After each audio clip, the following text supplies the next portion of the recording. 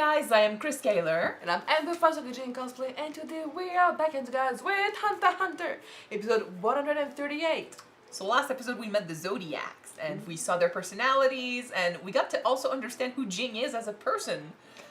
He's a manipulator. But the good kind? But the good kind of manipulator. Like, he's doing it to really follow Netero's last wishes, which is interesting because the first thing Rat, because I'm not good with names, I will not remember. Yeah. The first thing Rat did... Pariston, okay. The first thing he did as soon as he manipulated his way as, you know, the guy who overrules the one in charge, it suggests that, let's fuck the vote, just chose me as the new chairman. So, yeah, people were not happy. There was no, you know, no decision was reached or anything. Fucking Jing had to say, okay, I nominate myself, but no one wants to vote for him either. So none of them trust each other. None of them likes each other. No one wants to vote for anyone in that group. Basically, it's fucked up. So Jing manipulated the whole situation to at least follow Netero's wishes, and the vote happened, but none of the conditions were met. So we're gonna have to redo the vote. We went back and reread the whole results. The Rat Pariston is number one, but he's got a 33%. He got 239 votes, so like 33%. But he's not a majority. So basically, we can't name him chairman. We're gonna have to redo the whole thing. And I mean, there's a bunch of people whose vote doesn't qualify. Some people voted for Netero. So I mean, yeah. Basically, yeah, we'll have to redo the thing and correctly this time. Possibly. Hisoka showed up. We saw a bunch of old characters, people that we haven't seen in forever. It's nice. Hisoka was there to basically find a new target, find someone that was strong enough, but he's like, nah, no one qualifies. 85, 90, 92. He basically met again with Irumi, who told him about Netero's death, because he didn't know about that, about the Ents, because he's like, if you wanted to fight someone strong, and you had kept up with the news, you could have fought Meruem. And also, God and Killua might die, so... Yes, it looks like Killua might be going back home, and that's gonna put him in danger. So we'll keep an eye on that. And there's also the mention of that other brother, who I remember talking about him back in the day, but we've never really talked about him after that. Like, we remember seeing him on the photo, back turned, so we never saw his face. And it looks like Irumi wants to kill him. Why? Why, yeah. So we'll keep an eye on that as well. And yeah, that's pretty much what happened last episode. So we got a bunch of shit to take care of before the end of this show. So I say, let's just jump in this episode and take care of shit right now. Don't forget to subscribe if you want to know when these episodes come out, and check out our Patreon for the full reactions. You guys, let's go.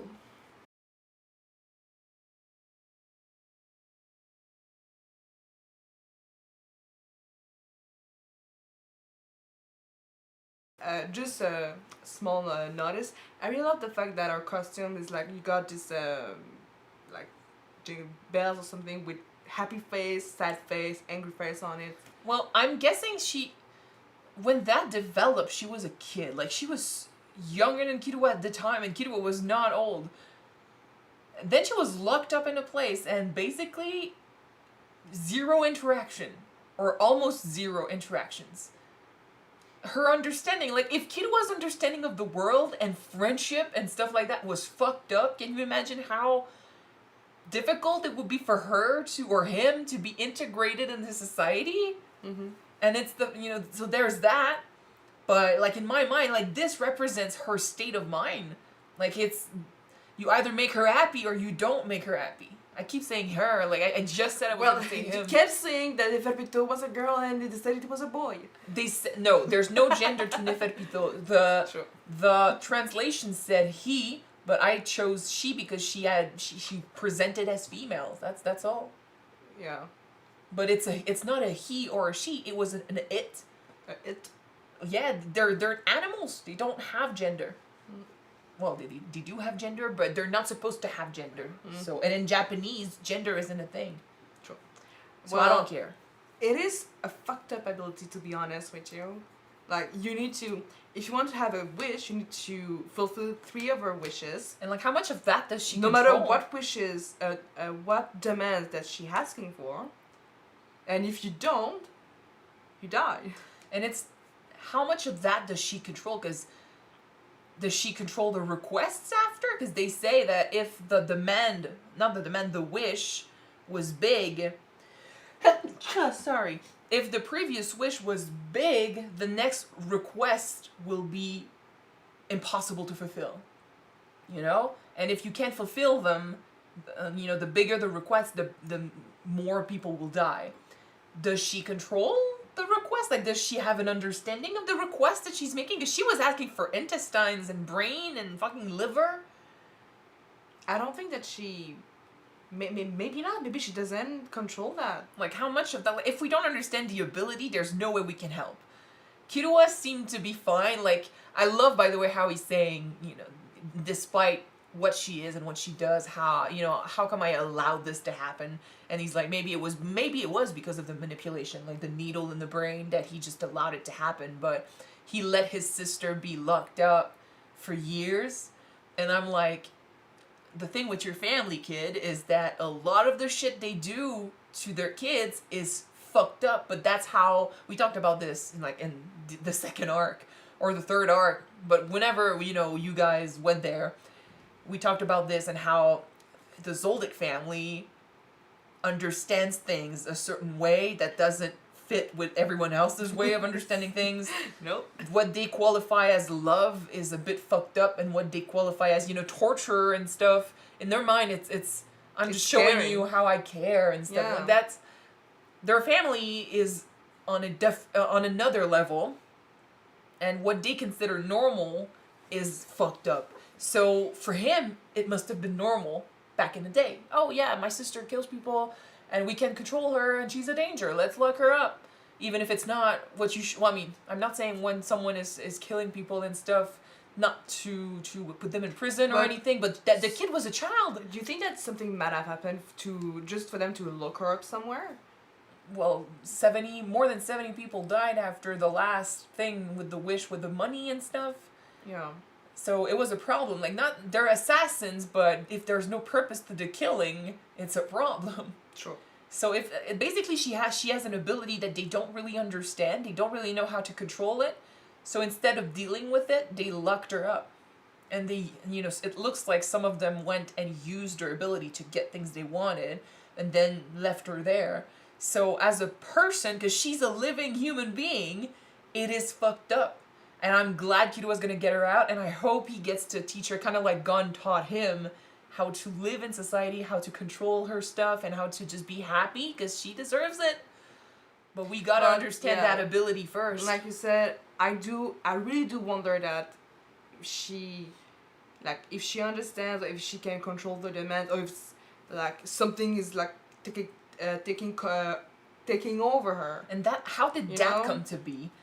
Because in this world, it's got to do with Nen, but, you know, she was so young when that manifested, and she had no control over it. And it's not like, it's such a specific thing. It's almost like she did like Kurapika, like she put it, it's almost like she came around to understanding how her ability worked, and she put a condition to it and stuff. Like, no, how did she do that when she was a kid? She must have been a prodigy then.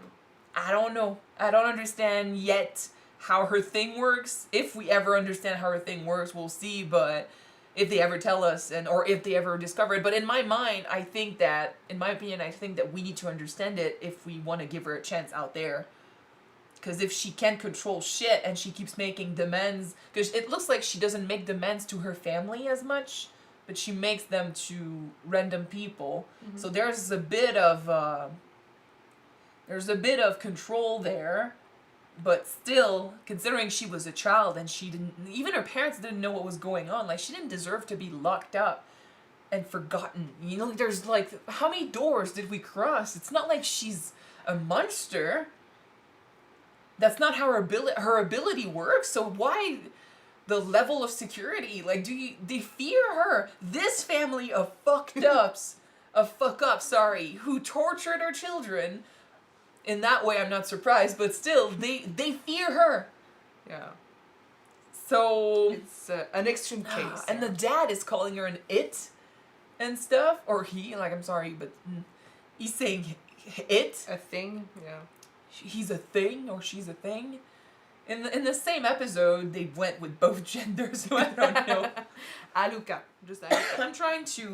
I'm trying to hear if Killua says ototo or imoto, so Yeah, that might that's that gonna might, help. that might help That's us. gonna help, yeah. So in any case, the ability, I get why he wants the ability. Like, it's a wish, so if he wishes for Gon's To be saved. for Gon to be saved, that's gonna work. But then what's the price after gonna be? Because I consider this to be big. It's a big thing. Gon has lost an arm and lost his nen. That would be a way to bring him back to normal. By That's the way, gonna be a very big wish, though. big wish, so big prize after. So if you want to keep her or him out of that prison, you gotta control that ability first. Okay. Cause like after that, I mean, she's just gonna go and make big requests out of the first stranger she meets, and then there's gonna be a lot of people that dies. So we gotta keep an eye on that. That and the vote. Because the vote is also happening, and I really don't like Do you that remember rat. when you said a few, maybe years or months back, that you love the fact that this universe is so diverse with the Nen abilities and Yes. the Nen, the way that you can use Nen, that you can come up with pretty much anything. I kind of like both ways of doing things. Like, for example, in Avatar, it's pretty strict what they can do. You know, fire, water. You know what to expect when Yeah. when you got very precise rules to the universe and how to Yes. use them. Because sometimes No. you can say it's an open. I don't remember if open magic world. Yeah. I don't a soft or a hard, world magic world. I don't remember how you call it. But I think it's soft and hard. Hard is kind of like. With so many rules that you know what you can expect exactly. Mm-hmm. Like in Avatar, you have benders and you have the 4 elements and like there's nothing you can do beyond that. Then you've got soft, which is like Lord of the Rings, Harry Potter. No, Harry Potter is hard. Pretty soft in my opinion. You got spells and you know what to expect, but with soft magic, there's a you lot of you shit. don't really know how to. Well, I mean, if it's meant to be hard, I'm sorry, Well, but I remember that the comparison was between these two, and Harry Potter was for the hard one. well, I'm sorry, but they crossed into soft a lot, considering that most of the time, apparently people have to use wands, and then suddenly some of them don't have to use wands, and then some of them It's called wordless magic. don't have It's when to you say. become an expert, or when I you don't become care. good at it. The rules don't apply to certain people eventually. So eventually the world, I mean, I think Harry Potter was not a good example because they started with rules and then eventually down the line the rules disappeared. Change, yeah. So like you're saying that Harry Potter in the 7th year was a pro at magic because he was doing shoo shoo shoo, kept doing that without saying any spells. Yeah. So I don't care, but still. And I kind of like both, because both can be pretty interesting. This is soft. Yet, I mean, no, okay. I'm getting confused with the stuff. Okay. Okay. Lord of the Rings is called soft because you got magic, but you don't really know how to use it, how you can use it, right? Like with Gandalf. We're not don't going to know talk that. about the soft and hard thing because I think we need to rewatch that video that we saw first. But we know that. Before we talk about this Okay, as like we just know that in experts. some universe you got precise rules. No, let's not talk about this because we don't remember the video. So let's not say stuff that we don't never know. Never mind. But you used to say at the beginning that you like the fact that with the Nen you can pretty much use it any way that you want because there's no really set rules. Because that's the thing. But In they're Hunter kinda- x they're Hunter, kinda hard though. In Hunter x Hunter, there's a bunch of rules to determine what someone can do with Nen. Mm-hmm. So that, in my opinion, would make it a hard system. Just stop saying hard and soft system. I know, but just this. I know that's what I just said. Let's forget about it. But still, Yeah.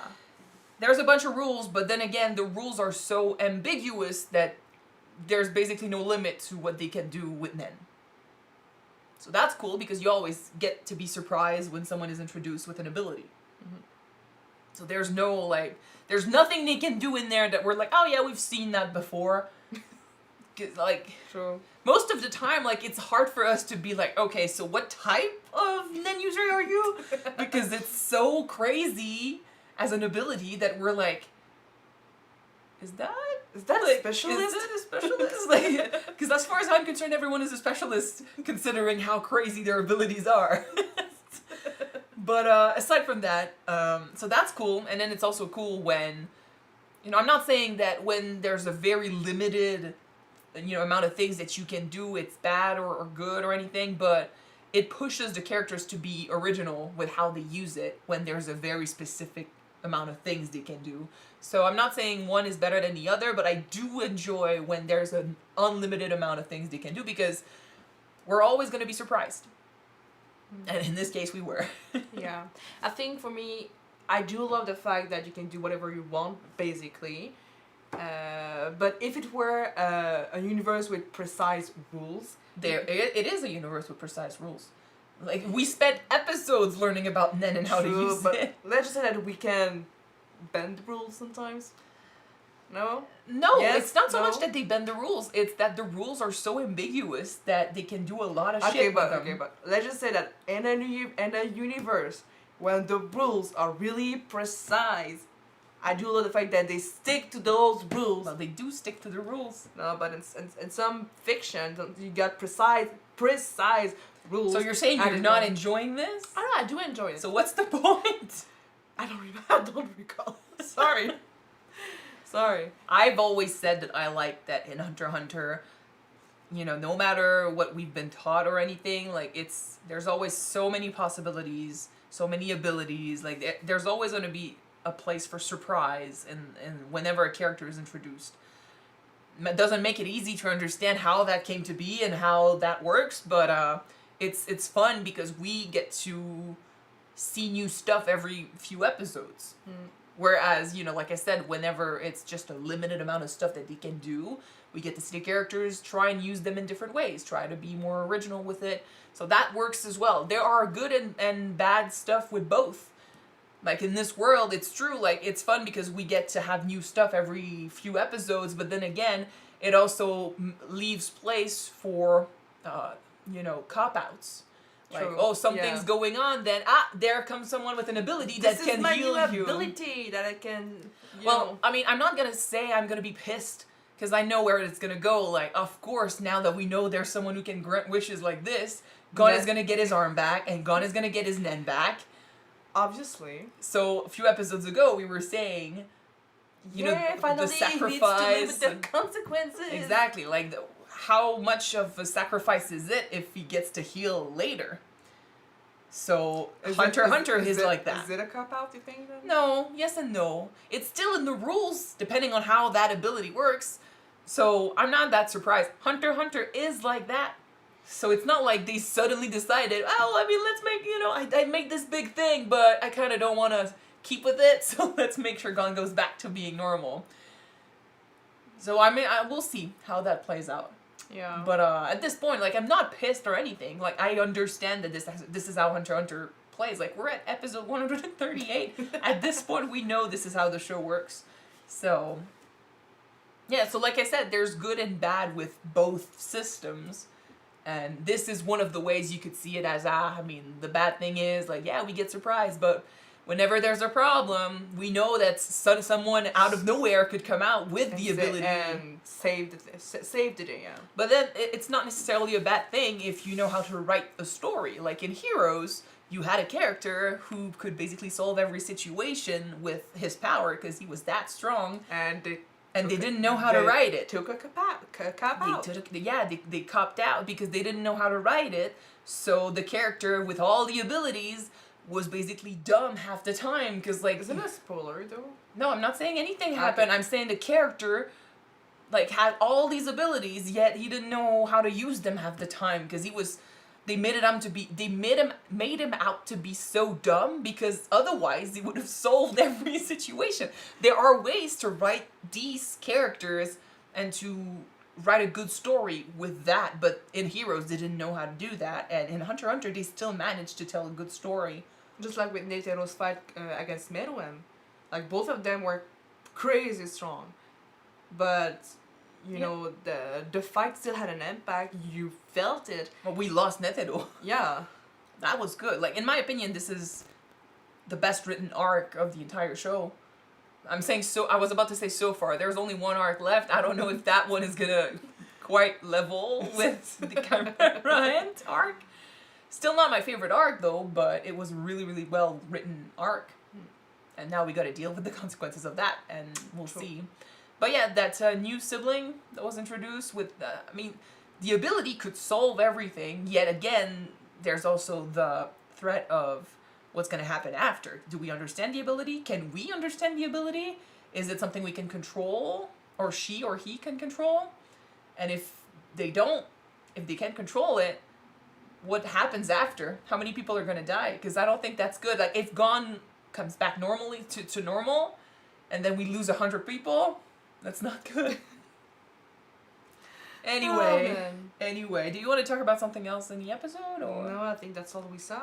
Oh, well, beside the fact that Illumi used to be normal looking back then, well, I was surprised. He looks like what he looks like normally. No. Yeah. He's always been a bit weird. Okay, so yeah, I mean, like I said, the vote and the manipulation happening there is still a problem, and Jing just fucked off. He left. The rat, I don't like him at all. I don't want him to be in charge of anything. I don't know if there's a better option after him. Because I don't... Everybody else would be a better option besides Hisoka. Well, yeah. But everybody else would have been a better option. Well, didn't you say that Irumi's alter ego was like #2? No, I think I made a mistake. I think Yeah. Cheetle was the dog. The I don't dog remember. zodiac. I'm really not good with names, so we'll see. Yeah, Cheetle is the dog zodiac, Yeah. isn't he? But Isn't I think they say her name and when they talk with her, so... I need to pay more attention to the names. I'm really not good with names, and like, you're asking me to remember a lot of names in a really short amount of time. I'm better with faces. Alright. Okay, so we'll stop this here and move on to the next episode. Alright. So thank you guys so much for watching this with us. If you want to see the next episode right away, it is on Patreon already. You can check it out. The link is in the description below. And if you don't want to, the next one will be on YouTube next week, guys. So wait for it. We're gonna see you next time. Yes. Bye. Bye, guys.